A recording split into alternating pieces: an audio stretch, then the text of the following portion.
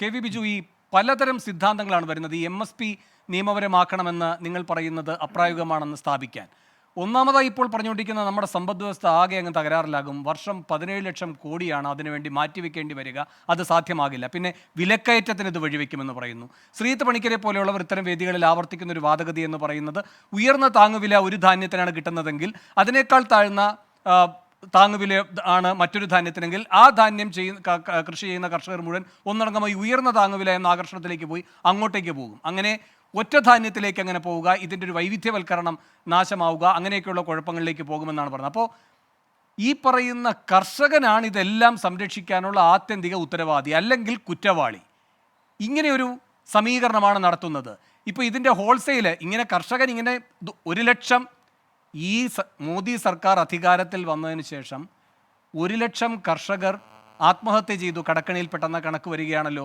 Crime records ബ്യൂറോയുടെ കണക്കാണല്ലോ. ഇപ്പോൾ കേന്ദ്ര സർക്കാർ നിഷേധിക്കാൻ കഴിയില്ല. ഈ ഉദാരവൽക്കരണത്തിന് ശേഷം ഏതാണ്ടൊരു 1/4 നൂറ്റാണ്ടിനിടയിൽ 4 ലക്ഷത്തോളം കർഷകർ ജീവൻ ഒടുക്കിയെന്ന കണക്ക് വരുന്നുണ്ട്. അപ്പോൾ നിരന്തരമായി ഈ MSP എന്ന് പറയുന്ന ആവശ്യം വരുന്നത് കർഷകൻ്റെ ജീവൻ നഷ്ടപ്പെട്ടതിൻ്റെ അത്തരം ബലികുടീരങ്ങൾക്ക് മുകളിൽ നിന്നുകൊണ്ടാണ്. ഇതൊന്നും കാണാതെ ഒരൊറ്റ വിളവെടുപ്പിലേക്ക് പോകും. കർഷകർക്ക് ലാഭാർത്ഥിയാണ്. അപ്പോൾ അതുകൊണ്ട് ഇന്ത്യയുടെ കാർഷിക വ്യവസ്ഥയുടെ മഹത്വമായ വൈവിധ്യവൽക്കരണം നഷ്ടപ്പെടും. മറ്റെല്ലാ മേഖലയിലും വൈവിധ്യവൽക്കരണത്തിന് ഇവർ എതിരാണ്. കൃഷിയുടെ കാര്യത്തിൽ മാത്രം വല്ലാത്ത ശാഠ്യവുമുണ്ട് ഇവർക്ക്.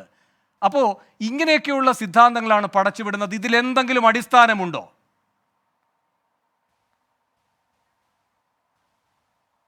നമ്മൾ മനസ്സിലാക്കേണ്ടുന്ന കാര്യം, സർക്കാർ തന്നെ ഈ സമരം തുടങ്ങി ആദ്യം ഇറക്കിയ സ്റ്റേറ്റ്മെന്റ് എന്ന് പറയുന്നത് 40 ലക്ഷം രൂപയാണ് ഈ മൊത്തം ഇന്ത്യയിലെ കാർഷിക വിഭവങ്ങളുടെ ആകെ മൂല്യം എന്ന് പറഞ്ഞു.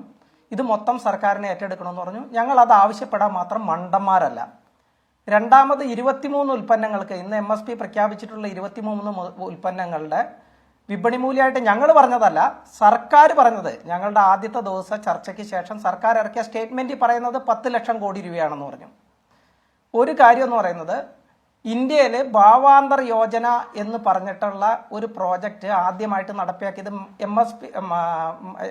MSPക്ക് ഗ്യാരണ്ടി നൽകിയതും അതിന് നിയമമുള്ളതും, അതുപോലെ ഭാവാന്തർ യോജന എന്ന് പറയുന്ന ഒരു പ്രോജക്റ്റ് ആദ്യമായിട്ട് നടപ്പാക്കിയത് മധ്യപ്രദേശിലാണ്.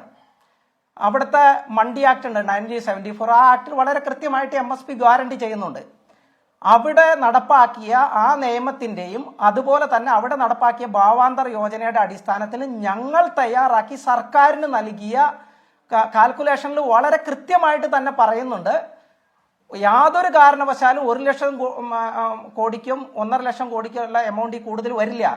അതിൽ കൂടുതൽ വരാണെങ്കിൽ നിങ്ങൾക്ക് അതിൽ കൂടുതൽ തരണ്ട. നിങ്ങൾ അത്രയും വരെ നിങ്ങൾ ചെലവാക്ക്. ഞങ്ങളിപ്പോൾ ഒരു വർഷം ശരാശരി കോർപ്പറേറ്റുകൾക്ക് എഴുതി തള്ളുന്ന തുകയുടെ കാര്യങ്ങൾ പറഞ്ഞു. ഇവിടെ പ്രമോദ് സാർ പറഞ്ഞു. ഇത് നോക്കുക, നിങ്ങൾ ഇനി ഇറക്കുമതി തീരുവ കുറയ്ക്കുന്നത് കൊണ്ട് സർക്കാരിനുള്ള നഷ്ടം എത്രയെന്ന് നോക്കുക. 2016 വരെയുള്ള എല്ലാ ബഡ്ജറ്റിലും ഫോർഗോൺ റവന്യൂ ഹെഡ് നോക്കുകയാണെങ്കിൽ ഇറക്കുമതി തീരുവ കുറച്ചത് കൊണ്ടുള്ള നഷ്ടം എന്ന് പറയുന്നത് 3 ലക്ഷം കോടിയുടേതാണ്. 3 ലക്ഷം കോടി രൂപ സർക്കാരിന് നഷ്ടപ്പെടുത്താം. ഇറക്കുമതി തീരുവ പാം ഓയിൽ ഇറക്കുമതി ചെയ്യുന്ന സമയത്ത് അദാനിക്ക് ലാഭം ഉണ്ടാക്കാം. അതിനൊക്കെ സർക്കാരിന് പൈസ ഉണ്ട്. പിന്നെ സർക്കാർ പറയുന്ന ഒരു കാര്യം എന്ന് പറഞ്ഞു കഴിഞ്ഞാൽ ഇൻഫ്ലേഷനാണ് വലിയൊരു പ്രശ്നമായിട്ട് പറയുന്നത്. ഇൻഫ്ലേഷനായിട്ട് സർക്കാർ വലിയൊരു പ്രശ്നമായിട്ട് പറയുന്നത്, ഇൻഫ്ലേഷന്റെ അടിസ്ഥാനപരമായിട്ടുള്ള കാരണങ്ങൾ എന്താണ്? ഇന്ത്യയിലെ രൂപയുടെ മൂല്യ തകർച്ച. ആ രൂപയുടെ മൂല്യ തകർച്ച കൊണ്ട് അതിൽ നമ്മൾ പറയാറുണ്ട് purchasing power parity implied inflation എന്ന് പറയും. അതായത് രൂപയുടെ മൂല്യ തകർച്ച കൊണ്ടുണ്ടാകുന്ന ഇൻഫ്ലേഷൻ.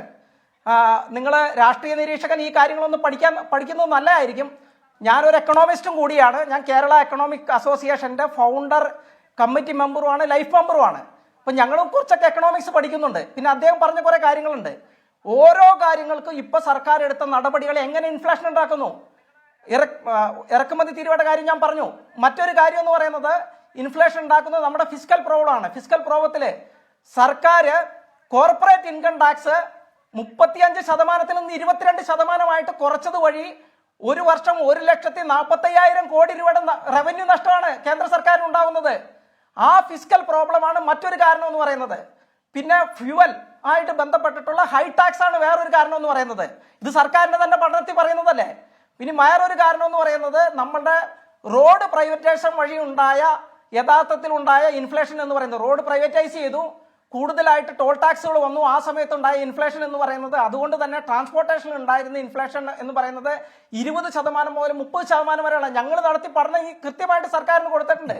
അപ്പോൾ ഞങ്ങളുടെ ഇൻഫ്ലേഷന്റെ കാര്യം പറഞ്ഞു, ഇൻഫ്ലേഷൻ ഉണ്ടാവാൻ ഇറക്കുമതി തീരുവ കുറയ്ക്കുന്നത്, അതുകൊണ്ടുള്ള ഫിസ്ക്കൽ പ്രോബ്ലം, അതുപോലെ തന്നെ കോർപ്പറേറ്റുകൾക്ക് നികുതി ഇളവ് നൽകുന്നത്, ഈ കാരണങ്ങൾ കൊണ്ടൊക്കെ തന്നെ കോർപ്പറേറ്റുകളെ അനുകൂലിക്കുന്ന നയം കൊണ്ട് ഇൻഫ്ലേഷൻ ഉണ്ടാകുന്നു. എന്നിട്ട് സർക്കാർ ഇൻഫ്ലേഷനെ നേരിടാൻ വേണ്ടിയിട്ട് ഇറക്കുമതി തീരുവ കുറയ്ക്കുന്നു. വീണ്ടും അത് ഞങ്ങളുടെ നെഞ്ചത്തടിക്കുന്നു. കർഷകർ ആത്മഹത്യ ചെയ്യുന്നു. മോഡിയുടെ ഗ്യാരണ്ടി എന്ന് പറയുന്നത് ഞങ്ങളുടെ ഓരോ വർഷം 10,000 പേര് മരിക്കുന്ന കർഷകന്റെ ശവശരീരത്തിന്റെ മുകളിൽ നിന്നുകൊണ്ടുള്ള ഗ്യാരണ്ടിയാണെന്ന് ഇവരൊക്കെ ആദ്യമേ തന്നെ മനസ്സിലാക്കണം. ഇവരെന്ത് രാജ്യസ്നേഹികളാണ്, എന്ത് രാജ്യസ്നേഹമാണ് ഇവർക്ക് ഉള്ളത്? ഞങ്ങൾക്കിത് പറയുമ്പോൾ വികാരം കൊള്ളാതിരിക്കാൻ പറ്റില്ല. ഈ നാട്ടിൽ ഇവർ പറയുന്നത് ഹിന്ദുവാദം ഇറക്കുന്നവരോട് ഞാൻ ഒരൊറ്റ ചോദ്യം ചോദിക്കാം. ഞാൻ 2004 മുതലേ ഇന്ത്യയിൽ മരിക്കുന്ന കർഷകരുടെ കണക്കുകൾ എടുത്തു. 98.9% കർഷകരെന്ന് പറയുന്നത് ഹിന്ദുക്കളാണ് മരിക്കുന്നത്. ഇപ്പൊ മോഡി ഇവിടെ ആരാണ്? മുമ്പ് ഇപ്പൊ സിഖുകാരെ വിമർശിക്കുന്ന സമയത്ത് ഇവർ പറയുന്ന കാര്യം എന്താണ്? സിഖുകാരാണ് സമരം നടത്തുന്നതെന്ന് പറയുന്നു. മുമ്പ് തേജ് ബഹാദൂറിന്റെ ഉദാഹരണം നമ്മൾ പഠിച്ചിട്ടുണ്ട്. തേജ് ബഹാദൂറിന് പണ്ഡിറ്റുകൾ ചെന്നിട്ടാണ് പറയുന്നത് ഞങ്ങളതേ ഔറംഗസീബ് ആക്രമിക്കുന്നു, അതുകൊണ്ട് ഞങ്ങളെ രക്ഷിക്കണമെന്ന് പറഞ്ഞ സമയത്ത് തേജ് ബഹാർ എന്ന് പറയുന്ന സിഖ് ഗുരുവാണ് ഔറംഗസീബിനോട് ചെന്നിട്ട് പറയുന്നത് എന്നെ ഒന്ന് മതം മാറ്റാമെന്ന് ചോദിച്ച അദ്ദേഹത്തെ പിന്നീട് ഔറംഗസീബ് കൊന്നതായിട്ട് ചരിത്രത്തിൽ പറയുന്നു.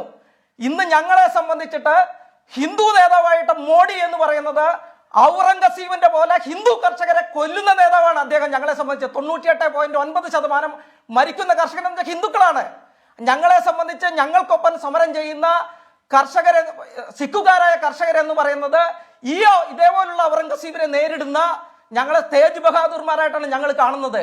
അപ്പൊ ഞങ്ങളുടെ രക്തവും ജീവനും നൽകിയിട്ടാണ് ഞങ്ങളുടെ നിലനിൽപ്പിന് വേണ്ടിയിട്ട് ഞങ്ങൾ പോരാടുന്നത്.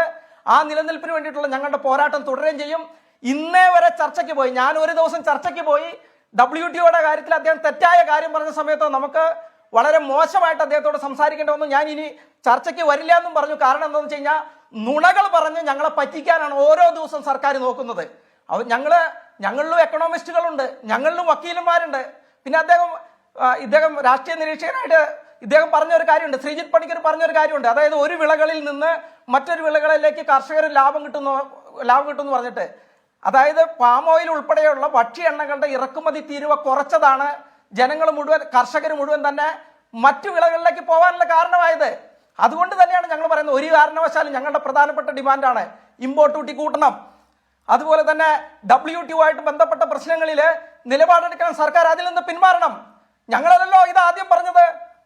സ്വദേശി ജാഗരൺ മഞ്ച് പോർബന്തറിൽ നിന്നും കന്യാകുമാരിയിലേക്ക് ആദ്യത്തെ മത്സ്യരക്ഷാ ജലയാത്ര നടത്തി. ആ യാത്ര ഉദ്ഘാടനം ചെയ്തത് LK അദ്വാനിയാണ്. അദ്ദേഹം പറഞ്ഞു BJP അധികാരത്തിൽ വന്നാൽ ഞങ്ങൾ WTOയിൽ നിന്ന് പുറത്തു വരാനുള്ള എല്ലാ നടപടിയെടുക്കുന്നത്. അന്ന് ആ യോഗത്തിൽ പങ്കെടുത്ത ആളാണ്. കേരളത്തിൽ നിന്ന് 2-3 പേർ ആ യോഗത്തിൽ പങ്കെടുത്തിരുന്നു. ഒന്ന് നമ്മുടെ മത്സ്യത്തൊഴിലാളികളുടെ നേതാവായിട്ടുള്ള ഫാദർ, ഞാൻ പങ്കെടുത്തിരുന്നു. അതുപോലെ തന്നെ പീറ്റർ, അദ്ദേഹം പീറ്റർ, ഇതുപോലുള്ള ആളുകളൊക്കെ പങ്കെടുത്താണ്. ഞങ്ങളെല്ലാം കേട്ടതാണ് അന്ന് LK അദ്വാനി പറഞ്ഞത്. എന്തുകൊണ്ട് ഇന്ന് അവർക്ക് ആ നിലപാടെടുക്കാൻ കഴിയുന്നില്ല? ഇവർ ഓരോ കാര്യങ്ങളിലും പല സമയത്ത് ഇവർ പറഞ്ഞ കാര്യങ്ങള് ഇന്ന് ഒരു കാലത്ത് UPA ഇരിക്കുമ്പോൾ പറയും ഞങ്ങൾ സ്വതന്ത്ര വ്യാപാരക്കാരാണ് എതിരാന്ന് പറയും. ഇവർ വന്നു കഴിഞ്ഞാൽ ഇപ്പൊ 7 സ്വതന്ത്ര വ്യാപാര കരാറാണ് കൊണ്ടുവരുന്നത്. ഈ ഓരോ സ്വതന്ത്ര വ്യാപാര കരാറും ഞങ്ങളുടെ കർഷകനെ ഇല്ലാതാക്കുന്നു. ഞങ്ങൾ ഇന്ന് അനുഭവിക്കുന്ന പ്രശ്നം എന്താണ്? തമിഴ്നാട്ടിൽ ചെന്നാൽ, മധ്യപ്രദേശിൽ ചെന്നാൽ, കർണാടകത്തിൽ ചെന്നാൽ ആദ്യം പ്രവർത്തകർ പറയുന്നതാണ് ഇന്ന കർഷകൻ മരിച്ചു, അവന്റെ വീട്ടിൽ പോകണം. ഞങ്ങൾ അവിടെ വീട്ടിൽ ചെല്ലുമ്പോൾ എന്താണ് ഞങ്ങൾ കാണുന്നത്? പിറ്റേ ദിവസം പോലും സ്കൂളിൽ പോവാൻ, കോളേജിൽ പോവാൻ യാതൊരു വഴിയില്ലാതെ, അവരുടെ വിദ്യാഭ്യാസത്തിന് വഴിയില്ല. മരിച്ച കർഷകന്റെ തന്നെ വീട് ജപ്തിയായതുകൊണ്ടായിരിക്കും അവൻ മരിച്ചത്. എങ്ങനെ ആ വീട് നിലനിർത്തും? ഞങ്ങൾ ഓരോ ദിവസം ഞങ്ങൾ കാണുന്നത് കർഷക കുടുംബങ്ങളുടെ കണ്ണീരാണ്. ഇവരൊന്നും മനുഷ്യരാണെങ്കിൽ ഇവരാരും കർഷകരെ ഇന്ന് ഈ സമരത്തെ വിമർശിക്കാനായിട്ട് ഇവരാരും തന്നെ മുതിരില്ല എന്ന് എനിക്ക് പറയേണ്ടി വരും. ഇതൊക്കെ പറയുന്ന സമയത്ത് പലപ്പോഴും വികാരാതീതനാവാതെ പറയാൻ കഴിയില്ല. കാരണം എന്ന് വെച്ച് കഴിഞ്ഞാൽ നമ്മളവിടെ ഇന്ന് സമരസ്ഥലത്ത് കാണുന്നതും ഈ സർക്കാർ എടുത്ത ഓരോ നടപടികളും ഞങ്ങളെ എങ്ങനെയാണ് ബാധിക്കുന്നതെന്നും, ഞങ്ങൾ ഓരോ ദിവസം ഓരോ സ്ഥലത്ത് പോകുന്ന സമയത്ത് മരിച്ച ആളുകളുടെ, കേരളത്തിലായാലും കേരളത്തിന് പുറത്തായാലും ഞങ്ങൾ പോകുന്ന സമയത്ത് നമ്മൾക്കുണ്ടാകുന്ന വേദനകൾ എന്തെന്ന് നിങ്ങളെല്ലാവരും തന്നെ മനസ്സിലാക്കണം. അങ്ങനെ നിങ്ങൾ മനസ്സിലാക്കാനുള്ള മനുഷ്യത്വം നിങ്ങളുണ്ടെങ്കിൽ നിങ്ങൾ ആരും തന്നെ ഈ കർഷക നേതാക്കളെയോ ആരും തന്നെ വിമർശിക്കില്ല. നിങ്ങൾ പറഞ്ഞ ആവശ്യങ്ങളൊക്കെ എതിരെയാണ് ഞങ്ങൾ സമരം ചെയ്യുന്നത്. നിങ്ങൾ തന്നെയാണ് നിങ്ങളുടെ ഡിമാൻഡുകളിൽ പറഞ്ഞിട്ടുള്ളത് ഞങ്ങൾ ഇന്നത് ചെയ്യാമെന്ന് പറഞ്ഞിട്ടുള്ളത്. അതേ ആവശ്യങ്ങളാണ് ഞങ്ങളിപ്പോൾ ഉന്നയിക്കുന്നത്. എന്തുകൊണ്ട് നിങ്ങൾക്ക് ഇത് അംഗീകരിച്ചുകൂടാ? ഇതാണ് ഞങ്ങൾക്ക് ചോദിക്കാനുള്ളത്. അപ്പോൾ ഞങ്ങൾക്ക് എക്കണോമിക്സ് അറിയാം, ഞങ്ങൾക്ക് നിയമം അറിയാം, ഈ കാര്യങ്ങളൊക്കെ അറിയാം. അപ്പൊ ചർച്ചയിൽ വരുന്ന അടിസ്ഥാനപരമായിട്ട് ഈ കാര്യങ്ങളൊക്കെ മനസ്സിലാക്കണമെന്നും കൂടിയിട്ടാണ് പറയാനുള്ളത്. ശരി, എനിക്ക് ഒരു ഇടവേളയിലേക്ക് വേഗം പോകേണ്ടതുണ്ട്.